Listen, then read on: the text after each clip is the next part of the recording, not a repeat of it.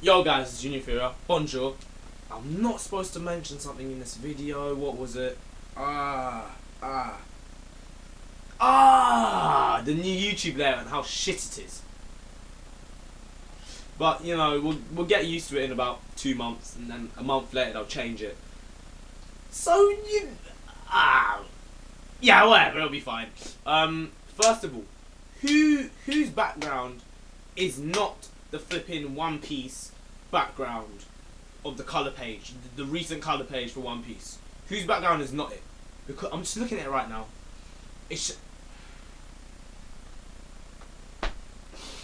Oh my god!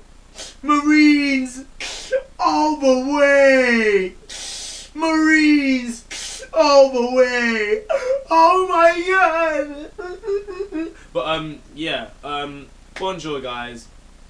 Doing another segment of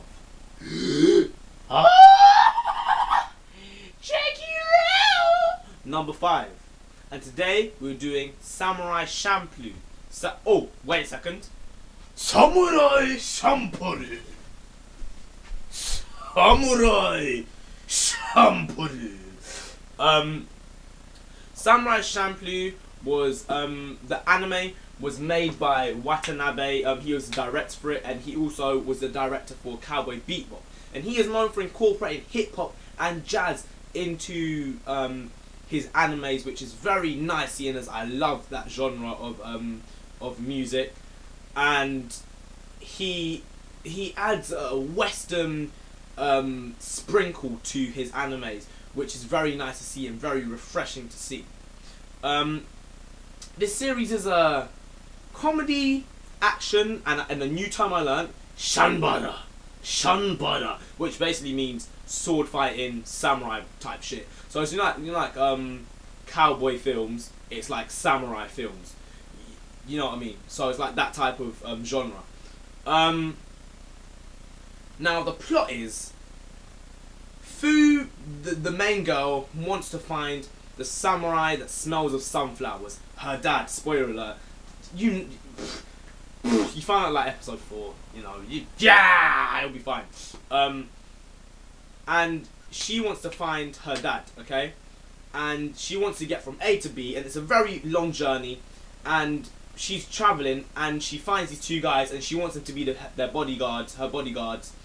And she finds a way of making that happen. She makes it happen, and they go from A to B.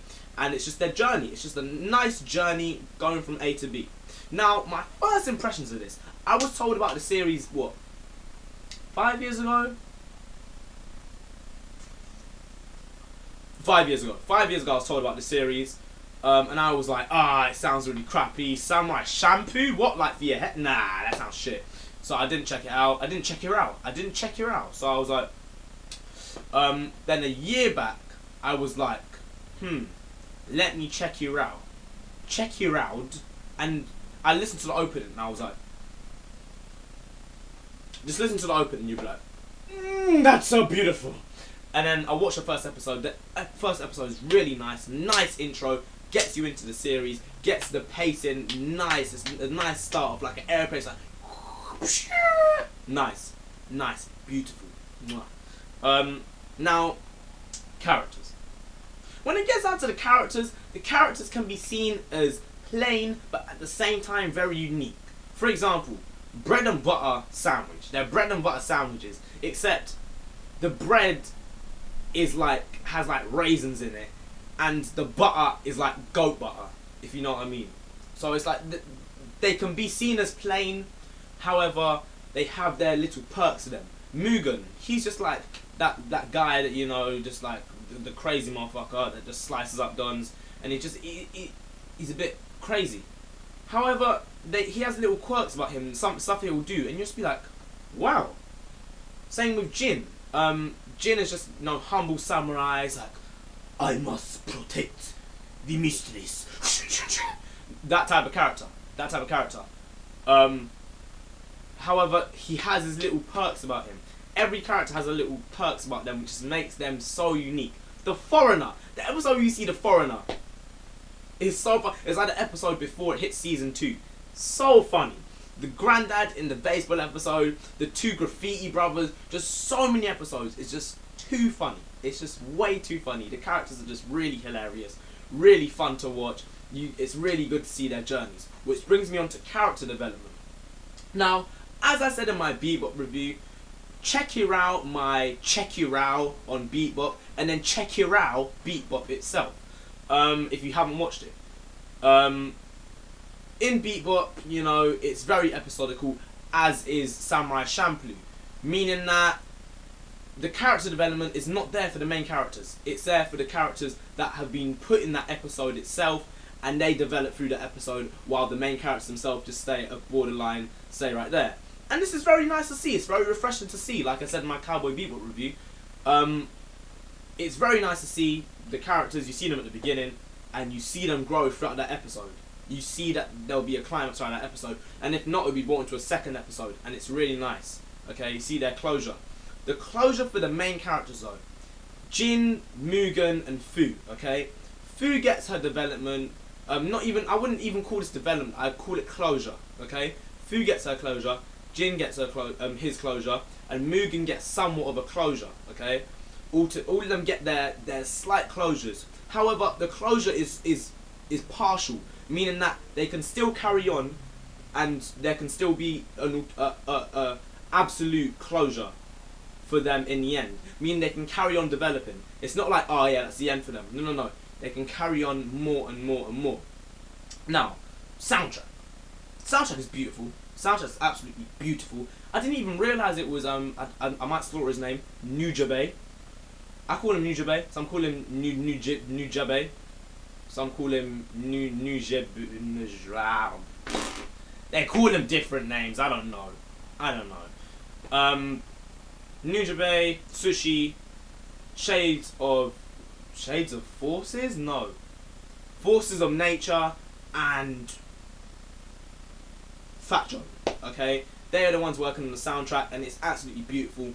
I listened to it for the first time, and it is so in depth in the tracks. Okay, so internal. Okay, so subliminal. You don't notice it at first. You just think, oh, this is just a really cool scene, and then you look back at it and you see why the scene is good.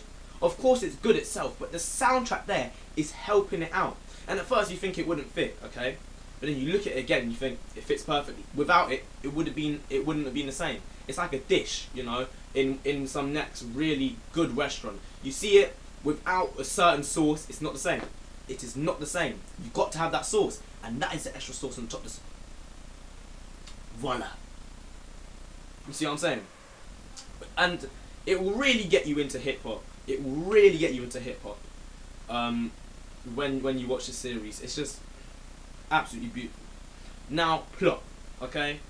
The plot, at some points it can be good. Sometimes it can be annoying, okay? The plot, considering it's a shambara, is amazing.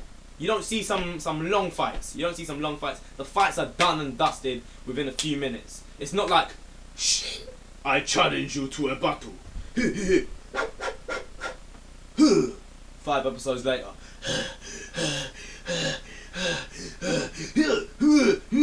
I killed you, but it didn't show me killing you. So in the next 5 episodes, it's going to show how I killed you. Yeah. No. Literally, in a few minutes or a few seconds, done. Just done. Just boop, boop, boop, bam. They're done. And that is really nice to see. A comedy, considering it's a comedy, it's all there. It's so funny. It's so funny. It's not like, wait, just chuckle. It will just make you chuckle every now and then. And that's really nice to see. And it's not, you know, blatant comedy put in your face. But it's there. It's there. And if you've got a good sense of humour, it will be there. Even if you don't have a good sense of humour, you'll find yourself chuckling. Now, because it's episodical, it can be annoying. However, if you've just come out of a very long series and you go into that, so refreshing. So refreshing to see. But yeah. Rating, I'm gonna have to give it a 26 out of 30. Okay? I would have given it more, but the ending was a bit... The ending just... ending was too much for me. The ending I just couldn't deal with. And it was just a bit too short, and because it was episodical. But yeah, I'm gonna be doing a controversial video soon. I don't know when I'm doing it soon.